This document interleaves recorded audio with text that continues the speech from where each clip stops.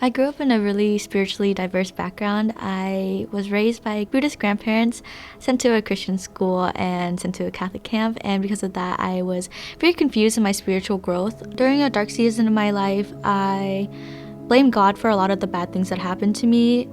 Anything good that would happen to me, I would praise myself, thinking that I did it myself and that I had no help. And because of that, I believed that God had abandoned me and not really the other way around.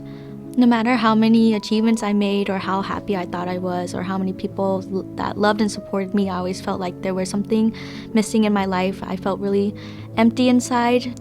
I was still lonely. When I first met Melodee in high school, I think she had a lot of energy, super friendly and really easy to talk to. I enjoyed that a lot. Remembering Clara in high school, she was so fun to be around. She was so friendly and everybody really had a lot of respect for her. Her faith reflected in the way that she treated other people and her actions, and I wondered that since I grew up kind of understanding a little bit about God, how come she continued to walk with him and how come I didn't see the same in him the way that she did.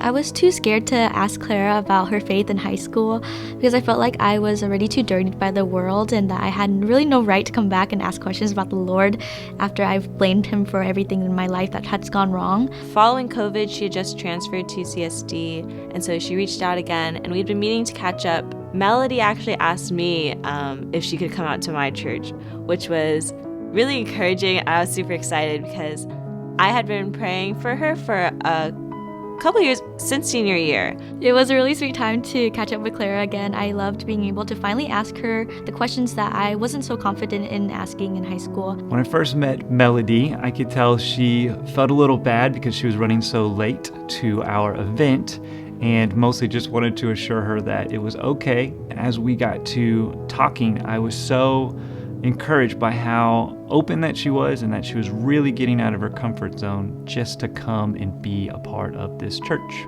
I think I detected in Melodee a spirit that wanted to come in though. She really wanted to ask questions, to even get to know me and learn more about Jesus. There was a real eagerness to get to know who Jesus is. I remember Melodee sharing just some concerns about not feeling like she belonged, and I remember my heart just longing for her to know that Jesus came to help and heal the lost, that this was the right place for her right now in this moment to seek Jesus. And he actually told me that the whole idea about Christianity is that we are actually not perfect at all. There's no such thing as a good Christian, and that we're all just beggars telling another beggar where the bread is.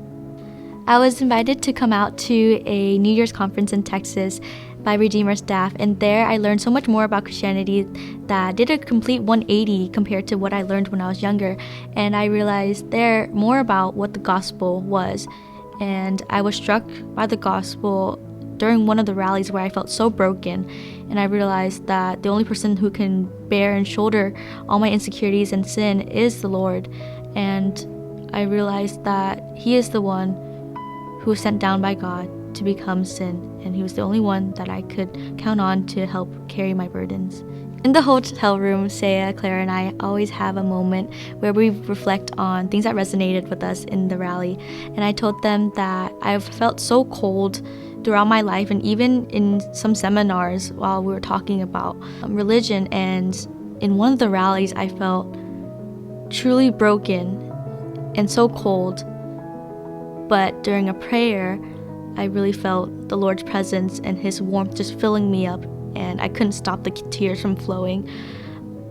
And going back into the hotel room, just recounting that to them, I bawled my eyes out because I truly felt and understood everything that they were trying to share with me. And in that moment, I felt that I wasn't alone anymore and that I didn't have to burden anybody in my insecurities and sins, because the Lord is the one who can burden that unconditionally. In Texas, a speaker said the phrase, belonging before believing, and I truly think that this sums up my entire testimony in one, as I felt so pursued by people in campus outreach and Redeemer. And I really believe that whether or not you talk about the gospel or about God in any conversation you have, just your faith and your love will pour out in like your actions and words, and you really never know who you plant that seed for.